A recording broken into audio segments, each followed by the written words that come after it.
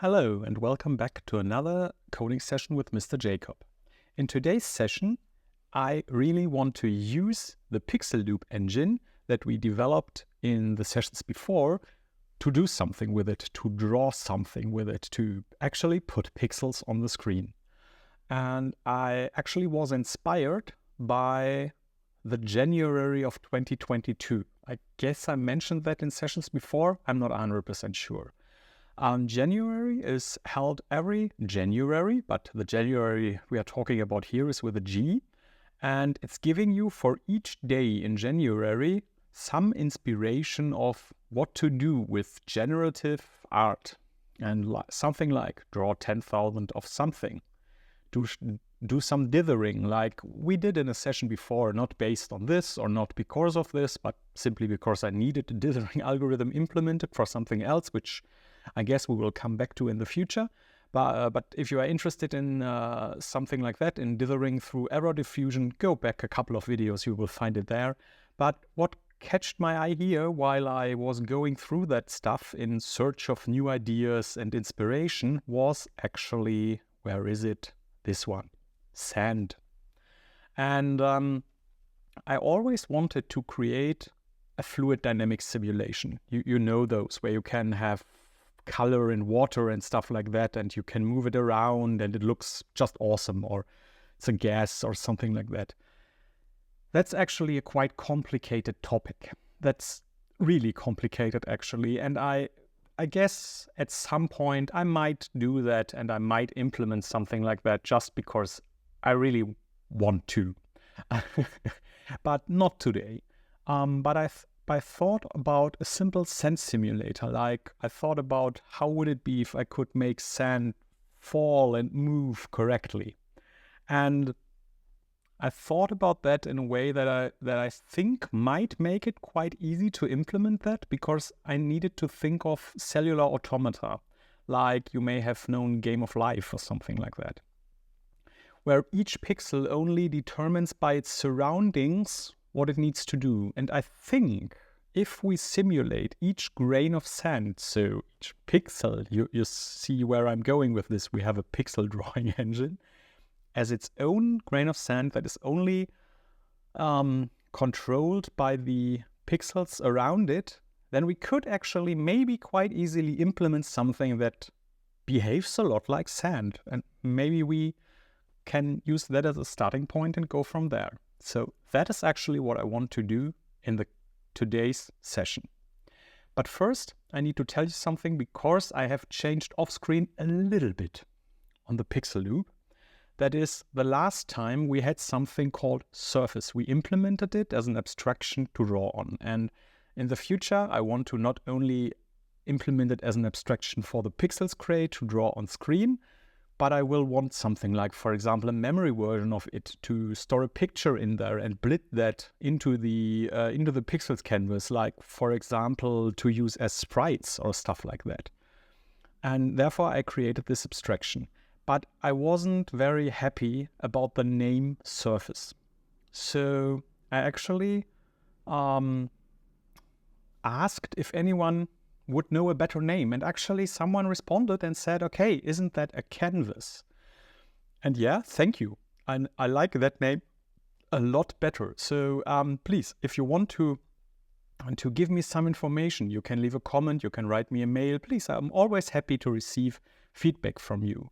And I've renamed that actually to Canvas. So all our surface implementations now are called Canvas, and the generics here we are using are called Canvas Impulse, so that you don't think that's strange or what it is when we suddenly have a canvas there. That's why I mentioned it.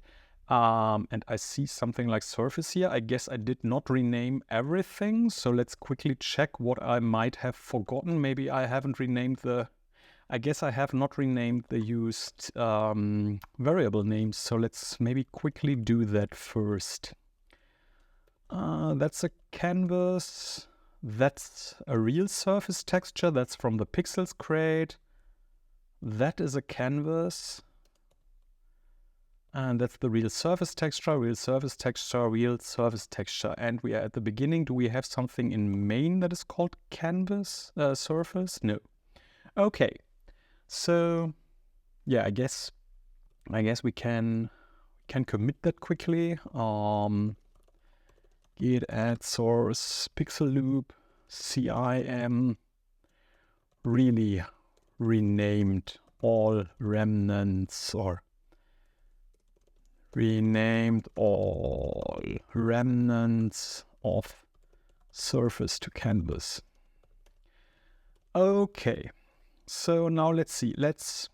Maybe let's go back and let's do cargo run here and let's see where we were last time.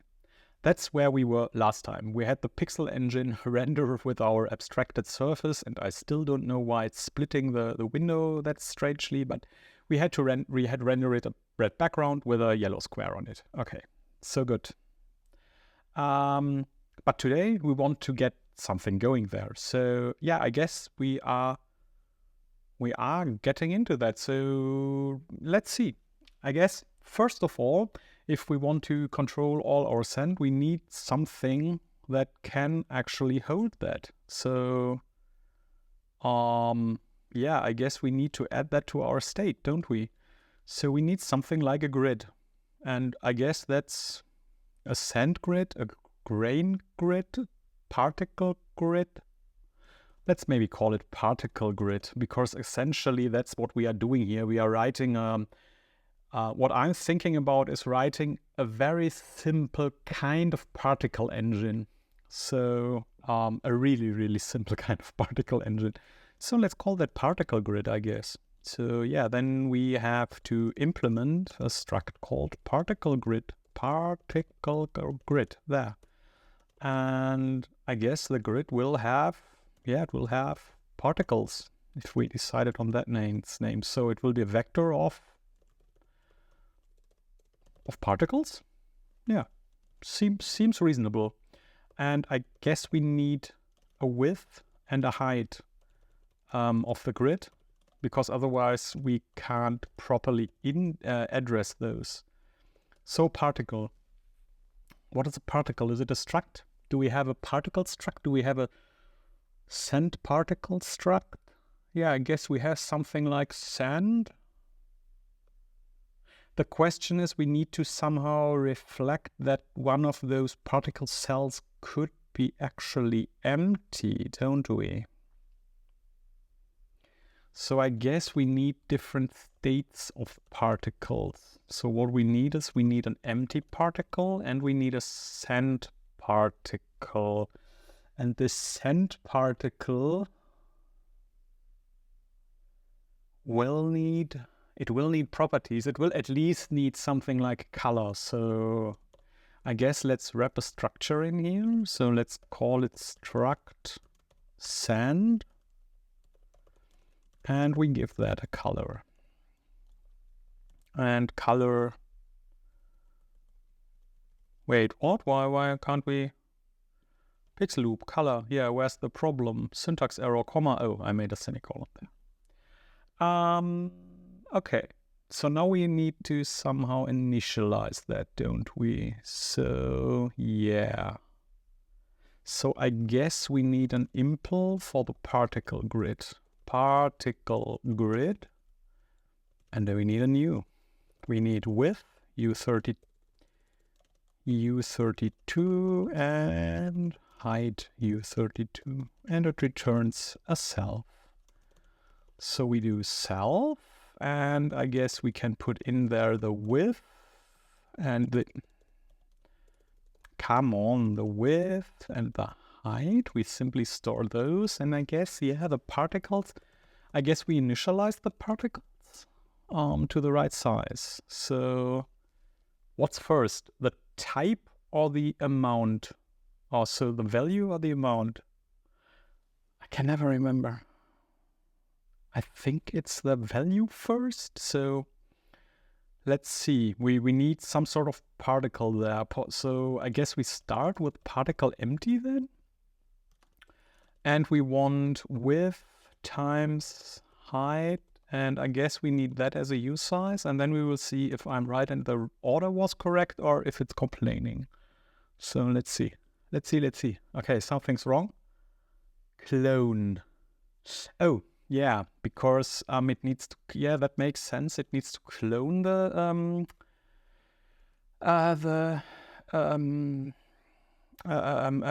particle, but that we can quickly fix, I guess.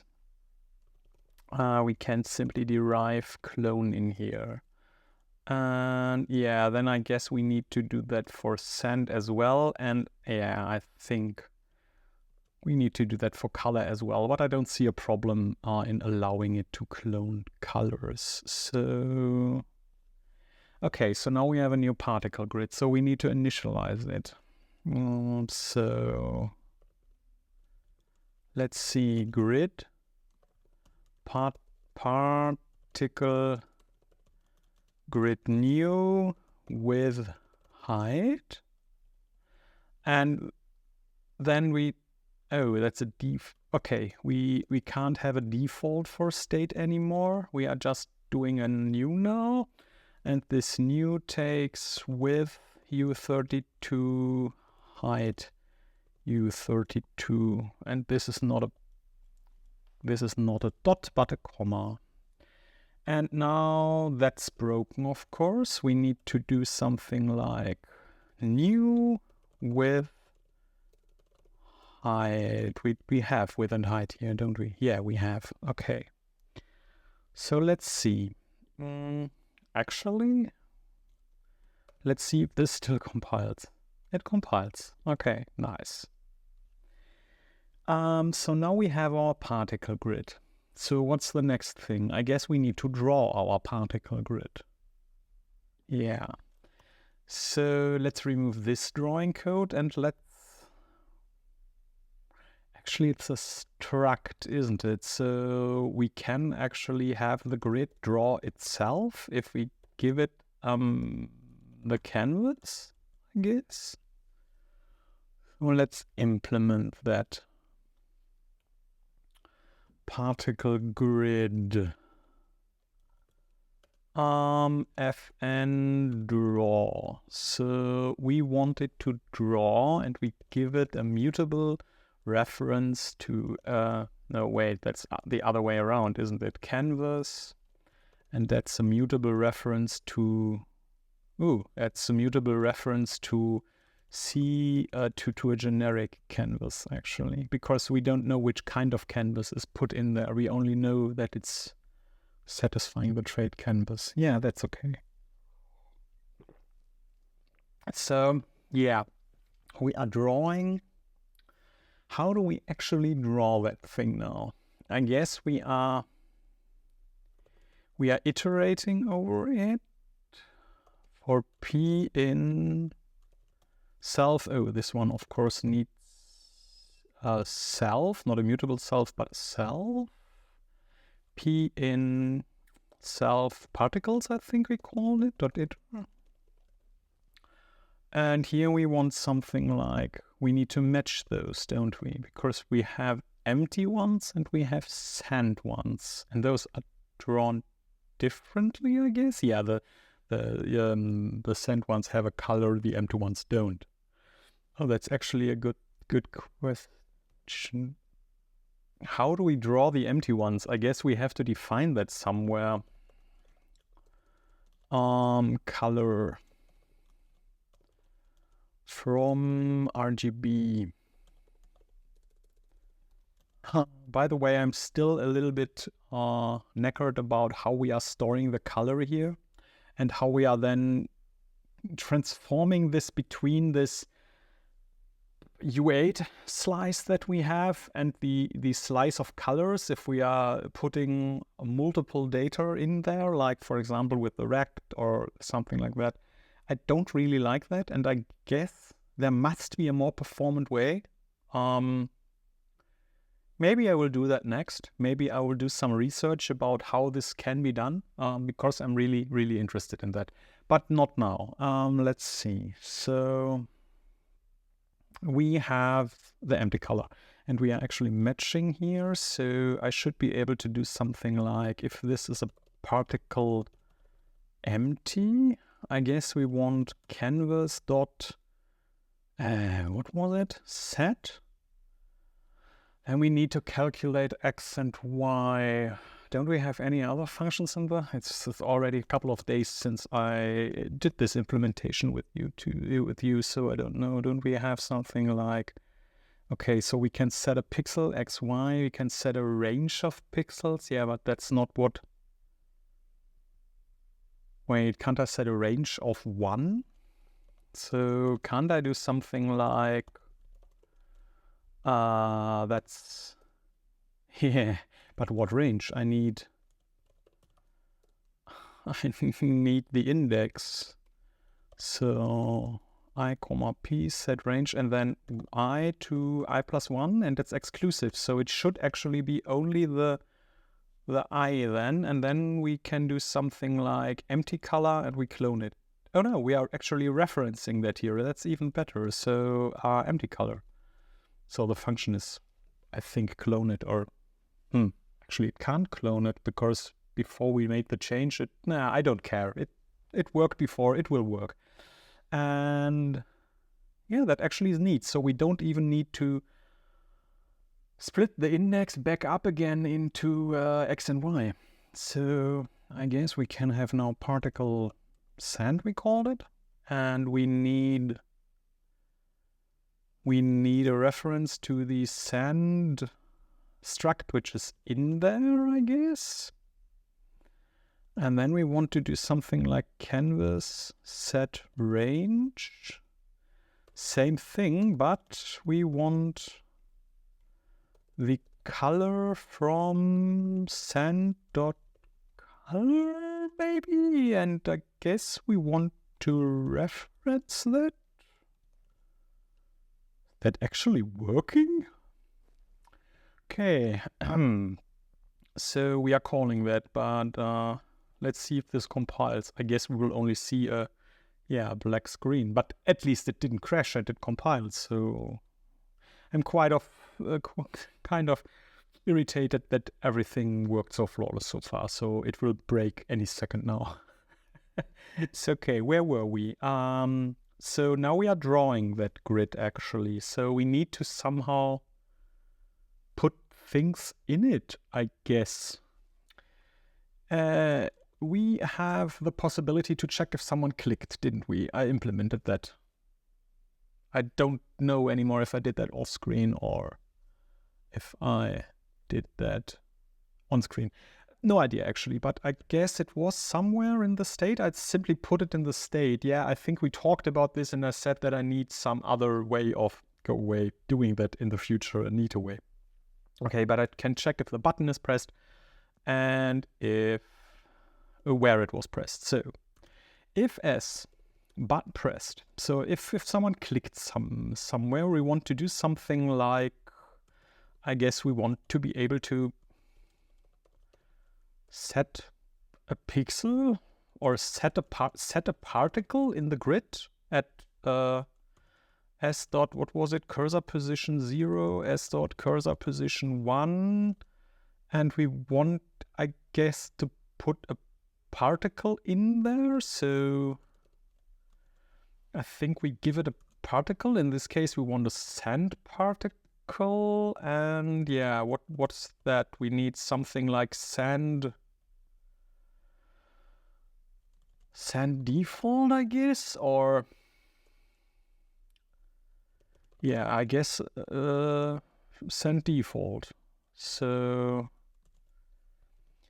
there are now multiple things we need to implement. We need to implement the set particle thingy, and we need to implement the default for the sand. So let's first implement the default for the sand.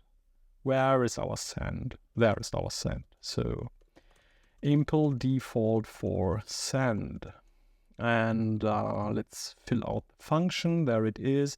And it only takes a color, though I think we can just put from RGB and maybe do something like 255, 2550. That's yellow.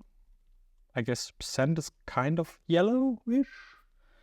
The last time I said that might be yellow, we had a magenta square later on, so I hope I'm right this time. I'm not good with color colors in RGB from the top of my head. I simply cannot really imagine those. So where was I? There. Yeah, we needed to implement setParticle. Yeah, so let's go to the grid and let's implement particle, setParticle, I guess, fn setParticle. And what did I give it? I gave it an x, u32, and a y, u32, and particle. And I guess it needs to own the part. Yeah, it needs to own the particle. So no, it's not partial equality, it's particle. So simple. How do we do that now? It should actually be quite simple. And we need to call this one on self, of course. No, we need to even call it on mutable self. Because I want to do some sort of sanity check first, I guess. If x is bigger than self.with, or y is bigger or equal, actually. Bigger or equal than self.height. What do we do then? Do we panic? I guess we simply want to ignore that. Continue. So if we wait, why continue? Return. I guess we want to simply ignore that, but maybe I want to lock that, but because it shouldn't actually happen. You can't click outside our pixel context. But if for some reason this happens, I actually want to know it. So maybe do a warning. Try to set particle outside of bounds. Not nouns, bounds. And let's maybe do something like we put the x there and the y there. And maybe we put the bounds there as well. So hide. And then we need to give it width equals self.width and height equals self.height. Yeah. Okay. And if it is, wait, do we need to? No, this is a U32, so it can't be negative. So we don't need to check that it can be less than x. Maybe we need to do that at another position. Yeah, but the position actually can't be negative. So yeah, we don't need to do that. Okay, that's already nice. The typing there is already protecting us. So what's the next thing? We actually need to set the particles. So self particles, usual formula, y times self.width plus x. And we set that to the particle. And yeah, I see.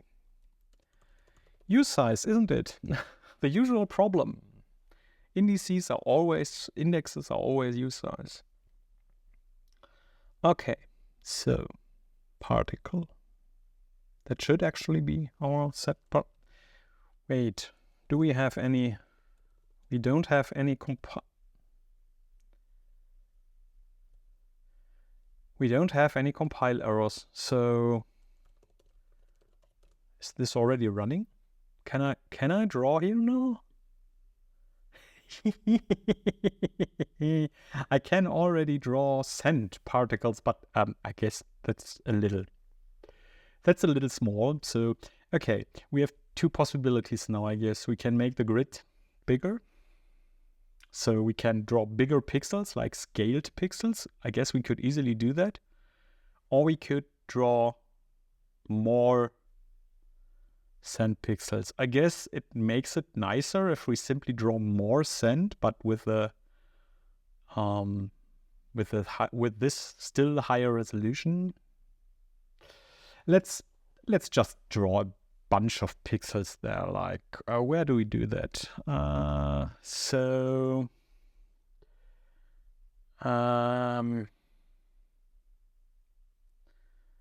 We can actually copy this.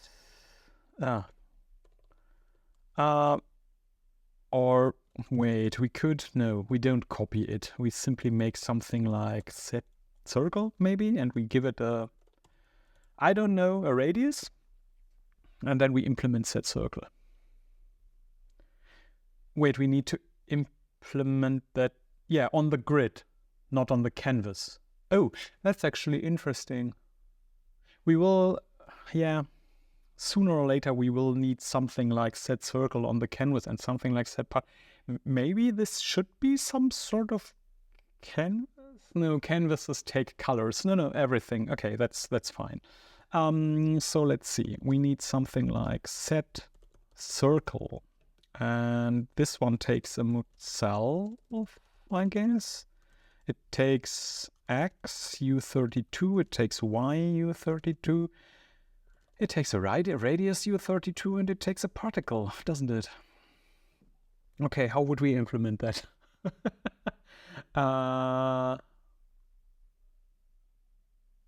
I guess the easiest way to implement, so circles are actually the basic circle equation is x times 2 plus y times 2 equals the radius times 2.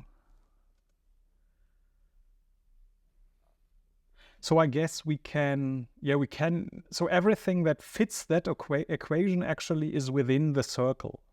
Or it's not within the circle, it describes the circumference of the circle. But I know there are quite many circle drawing, very efficient algorithms out there, but I don't know any of them top of my head now. So let's think of something very simple here. And yeah, that can be optimized, I guess. Yeah, let's see.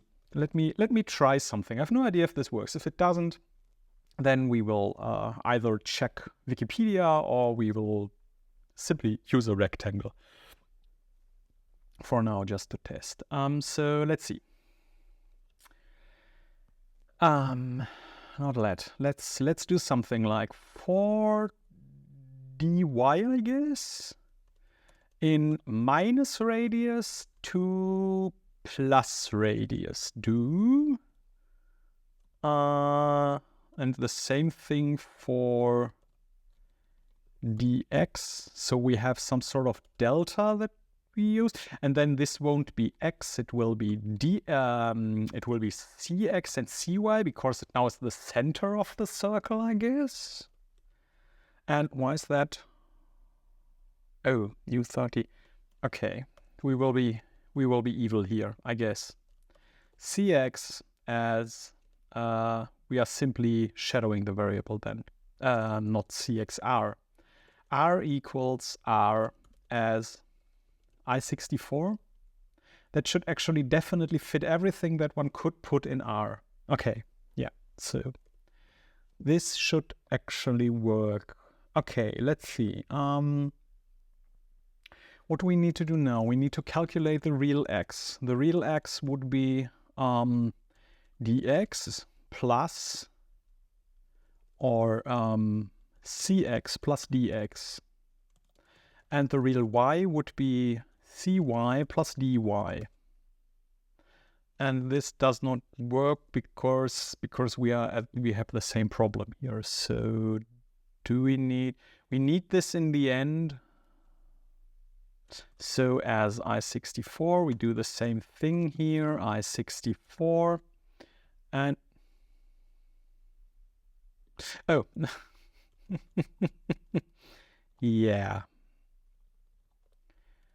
If I'm writing it at the I'm giving it to the wrong variable, then it can't work. So now we actually have x and y, but in this case, actually, we could be negative. So we need to check that here. So we need to check if x is less than 0 or y is less than 0. We simply continue, I guess. Yeah. In this case, we simply ignore the pixel. Do we want to log something?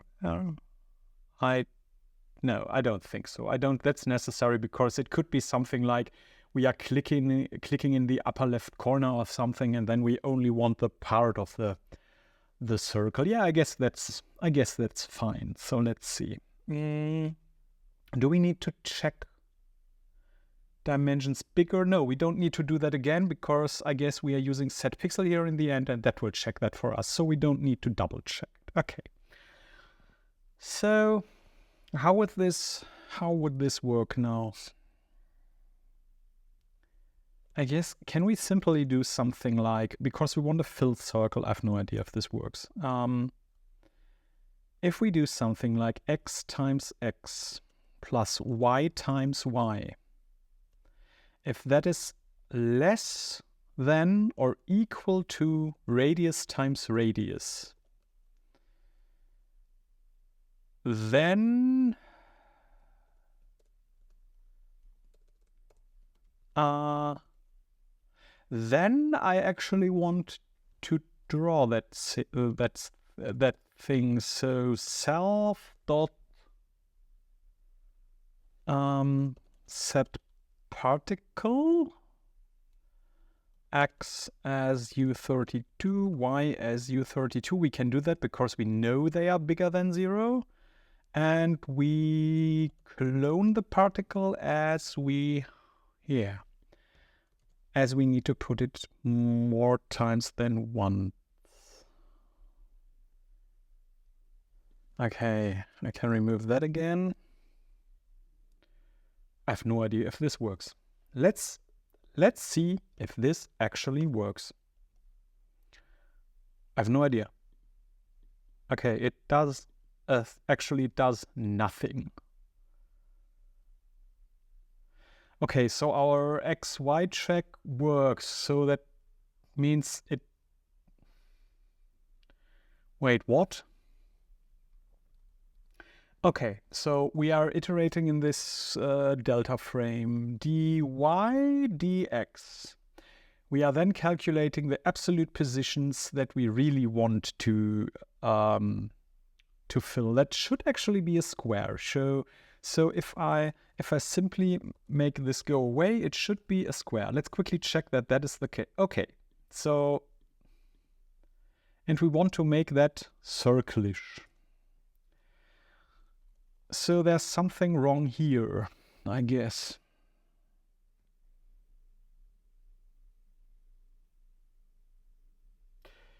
Wait. That's wrong. That needs to be dy. Because we are checking against the radius, and we could either translate the radius to the center position, or we need to check against the delta. Yeah. Awesome. Awesome. Okay, this is nice. We have circles. They are not perfect. They are not great circles, but they are better than the squares before. So I like that. We have circles of sand. So we have now circles of sand, something that we can actually see because it's a little bit bigger. So I think now we need to do something to make that sand move, don't we? So where would we do that? Where are we here? So we drew them. So maybe we do something like s.grid.update particles. Does that need anything? I believe it doesn't. So maybe let's implement update particles here. Fn update particles, and I guess that one will take a mute cell. Yeah, I guess it will iterate the particles again, and I guess we will need the index. We already know that, so let's do in self particles iter enumerate. And what do we actually need to do there? I guess we need to match P.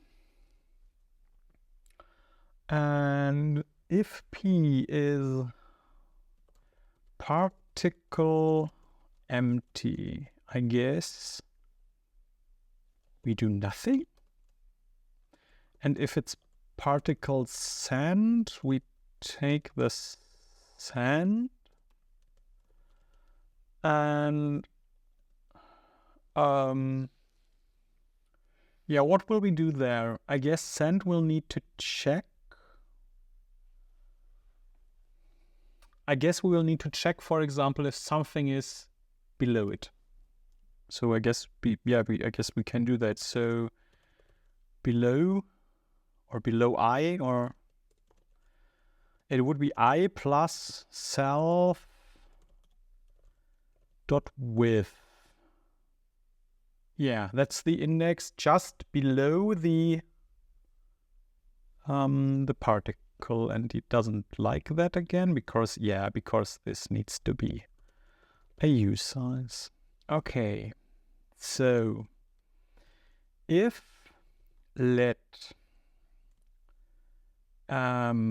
particle empty, let's pattern match that against self dot particles below. And if we have if it is empty, actually, yeah, that's actually what we want to know. Then we want to move our particle one row down. Does a vector have something like Rust vec swap or something like that? std vec swap removes an element from the vector and returns it. Not what I'm looking for. Swap swaps two elements in the slice. The index. Perfect. That's exactly what we need. Self particle swap. Thank you, Rust. So we want to swap I with below. Cannot borrow self particles as mutable because it is also borrowed as immutable. Wait, where? So yeah, we are mutably borrowing that to swap it. I see that. So the iterator borrows it as immutable. Yeah, that actually makes sense. That actually makes sense. So how do we do that actually? Oh, I don't want to.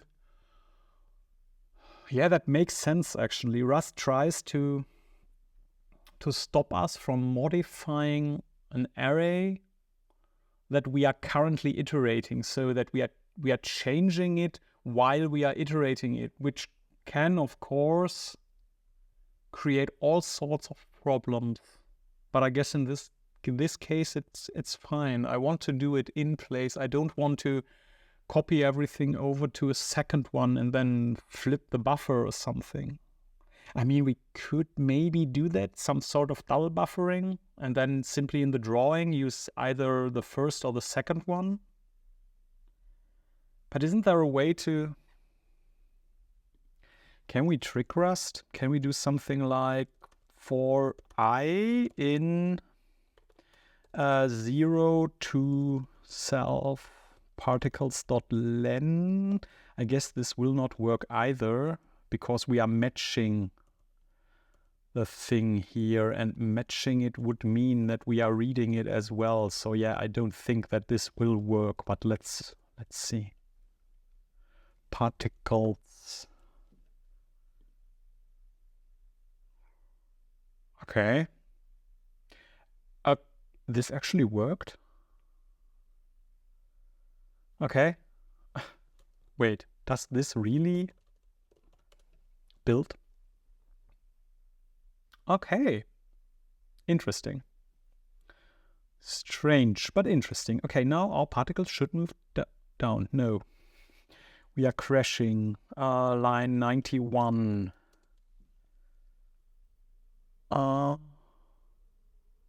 Oh, we did not check.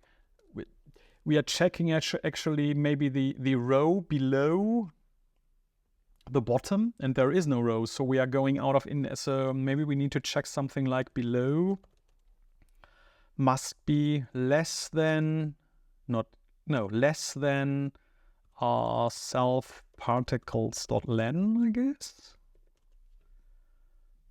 Okay. Position yeah, you can't do those matching expressions combined with ifs. Okay, but actually we don't want to really match there. Can we simply do a comparison?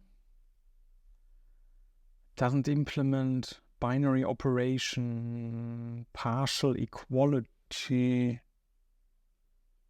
Yeah, but can't we simply implement partial equality then? Okay, send needs partial equality then as well. There we should be able to derive that as well. Oh, and then color, but color is simply a bytes array. That we should actually be able to, that might even be useful to be able to distinguish two colors. Okay, so let's try again. Okay, the moment of truth, I'm clicking. And wait, what? Wait, what?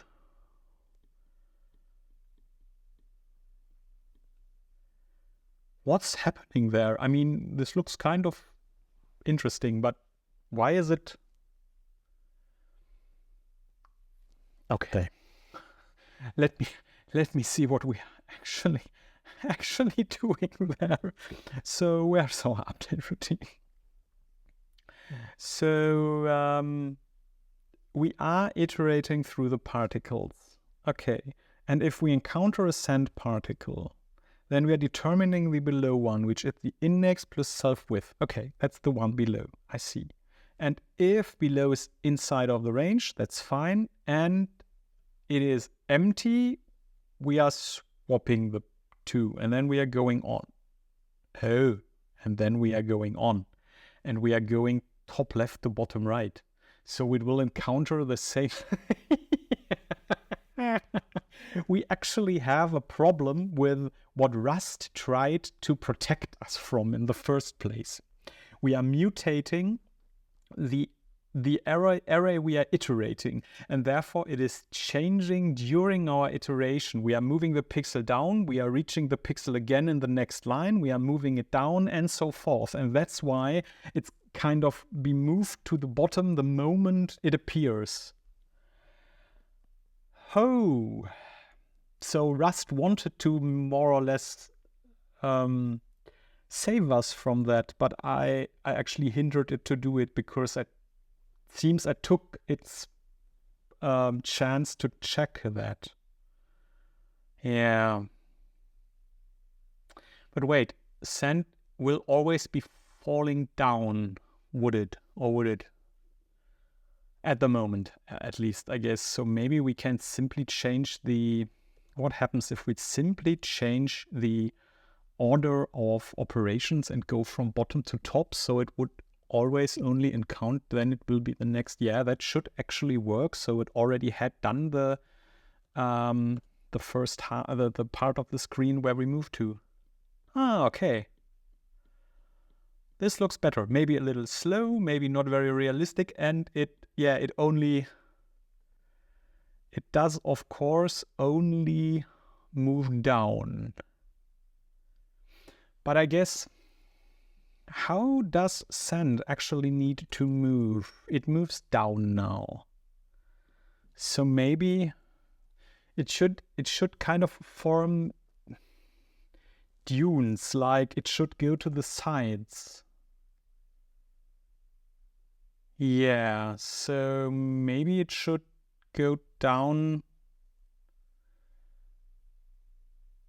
I guess we can in the future do some more complicated things, like kind of calculate the angles or stuff, but maybe now we only check. Wait a second, can we not do something like below left and below right? And this would then be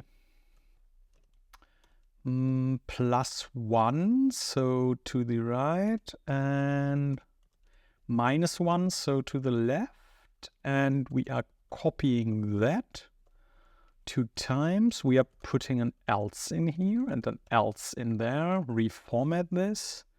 And now we need something like, we need to replace in here below with below left. And in here we need to replace with below right. And now it should actually fall to the sides as well. Does it? Let's see. Let's see if this works. Oh, that's a lot better, I guess. Oh, it's actually, oh, that's really nice. I like that. It's actually kind of like moving in this wavy particles because, oh, and look, we already have some sort of sand dune there. I like that. It's moving down. Okay, that's actually really cool.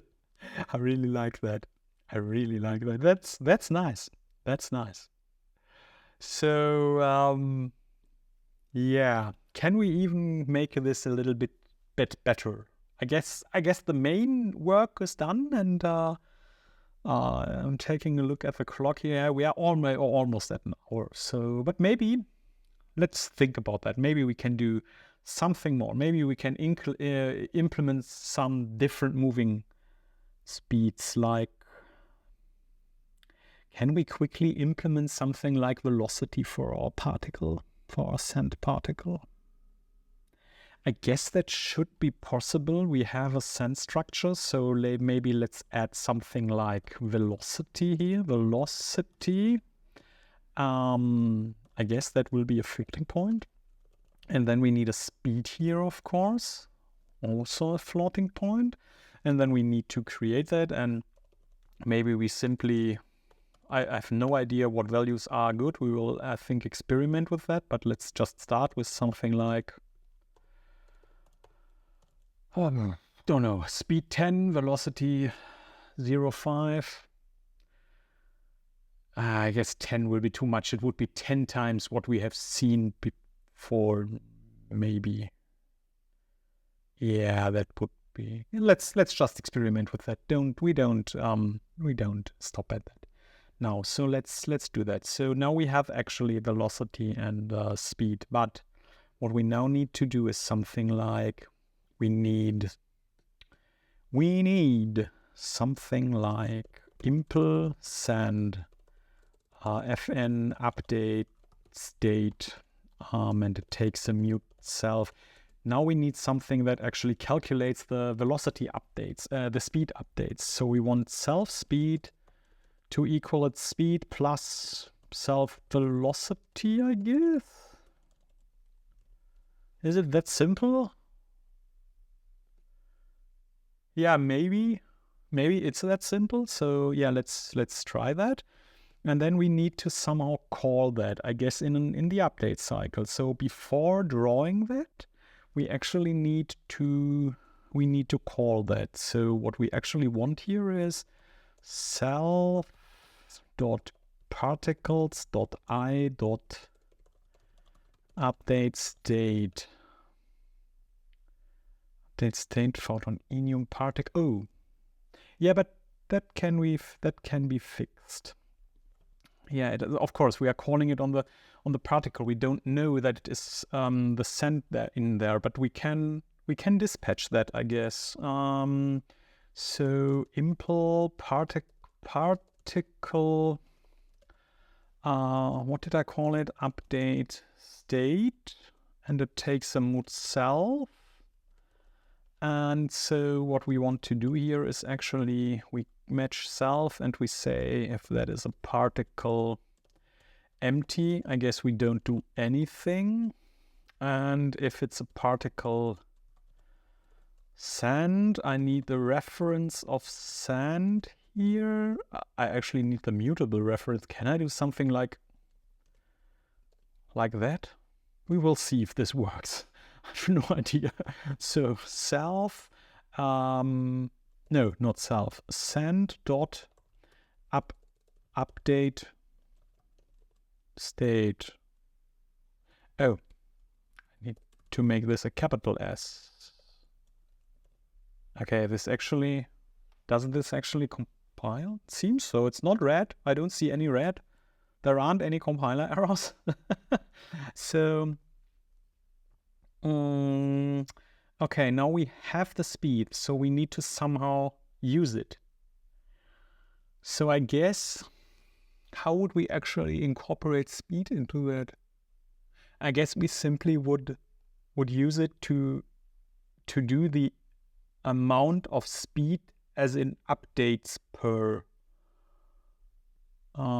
So we are doing kind of these update steps here, and I guess these evolution steps, like in the automaton, we are doing that steps time. Okay, so we need something like fn. No, wrong place here.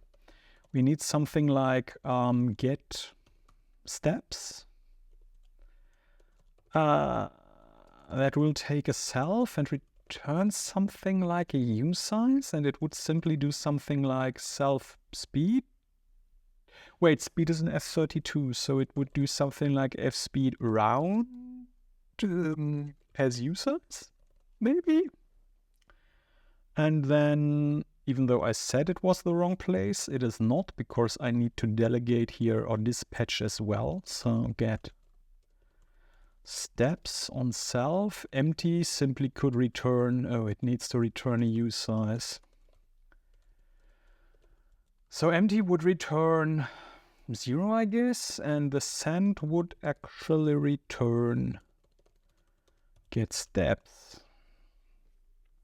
So now we could actually get let steps equal self.particles.i.get steps. Yeah. And now we need to repeat that. So let's maybe factor it out into its own function. Fn execute step on, and it takes an I. So yeah, I guess so. Oh, and of course it takes a mutable self. So now we should be doing something like we don't care about the index, we only want the amount. So for 0 to steps, and there's an in missing, we want something like self execute step on I. So now it should actually enhance the speed over time, and it should then do as many steps. Yeah, let's see. So if it's lying on the ground, we don't care. There is no more room, it can't move, and therefore its speed is irrelevant. Maybe you should reset the speed. Maybe, but we don't need to. So let's see. Let's see if this actually works. Okay, it does not. It actually does nothing. It's the same. Yeah, okay. It's getting very, very laggy. So obviously we are doing something wrong there. So let's see. We are getting we are updating the state, so that will update the velocity. We are getting the amount of steps. The amount of steps is right. The amount of steps is simply self speed round and then as usize. Yeah, that should actually work. So let's maybe quickly print this. Print line self speed round, and let's quickly take a look at that, only for just checking. So 11, and okay, it's definitely, oh, holy shit. Oh, and that's why it's that's why it's taking so much processing power. Even when the sand is lying on the ground, it's still its speed is still increasing. Okay, we definitely need to fix that. But the speed calculation obviously is okay, but the speed is maybe a little too much. So maybe we want to start with a speed of 1 or something like that. Yeah, this makes even more sense. And maybe we want to make don't we need to make it work first at all? So the speed is actually transferred correctly. So where's the problem here? So we are then executing the amount of steps, like 400 or what it was there. And we are actually making this this index then do its step. And step is nothing that we didn't have before. So we are matching the particles and we are stepping the particle, like in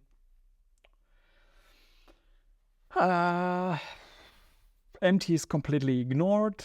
We shouldn't even actually end up here with empty because we have a 0 in the steps before, but we don't care. So there is send. And we are doing nothing that we didn't do before. Wait, we are swapping. And then we are doing the same thing on the same index again. That is the problem. This one has to, I guess, return the index of its target. So this will return below. This will return below left. This one will return below right. And if we don't do anything, we simply return the same index. And wait, what did I press now? And if an empty returns simply the index, I guess. Yeah. And now we need something like update, what did I call it? Update state? Execute step. So when we are calling I guess we need something like working index or something like that. And that's mutable, and that's the I, and it's updated every time. Working index equals. Maybe we could even check here if the index didn't change, it didn't move anymore. So we don't need any more steps, and that would make us fix this problem with performance directly. So new working index is self execute step I. No, self execute working index. So if new working index equals working index, we are simply breaking out of the loop. Otherwise, the working index is the new working index. Something like that. And now let's see. Okay. Okay, I guess the velocity, the acceleration is a little bit too fast, but I guess we can see now that this thing actually, the speed is actually, oh, we have some sort of bug there. Do you see that? It's going into the right side and coming out of the left. Okay, we will have to take a look at that. But I guess we have velocity. Maybe we change. I guess it's getting too fast in the end. Maybe we want something like a max speed or something like that. Maybe we want just do something here that can't get too fast. Yeah, I guess so. Max speed F32, and now update. It's like if self speed is bigger than self max speed, we will set self speed to equal self max speed. My God. So let us limit that. Yeah, I guess that's better, but I guess the acceleration still is a little bit fast. So maybe we want to change the velocity, the default velocity, and make it something like 0.3. No idea. Let's see. Yeah, that actually looks more like falling something to me. But I like it. I guess we definitely have something that we can build upon. I like that. I like the result of that session, and it took a little bit over an hour for us now to create that. And yeah, it has some bugs, as you can see. If I'm going out of here, it's going on the left side there, and and I can fill up.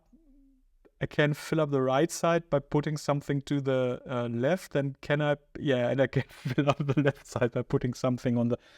I guess there's some kind of overflow there with our index calculations or something like that. We need to take a look at that. But what I actually really like is the fact that this is actually quite performant for the amount of sand we are generating here. That makes me happy for the future. So I guess that's where this video ends. I really liked what we did here in this time, and I hope you enjoyed it as well, as much as I did. And I guess we will build further upon this or something else in the next session. But I guess I will definitely revisit this at some time. Maybe in the next session, maybe not. We will see if I have the patience to work on it the next time. But if you like content like this, please give it a thumbs up, and please subscribe, hit the bell, all the neat things you need. You can do to make the YouTube algorithm rank me higher, and therefore other people find this stuff as well. So I hope you had fun, and see you in the next one. Bye!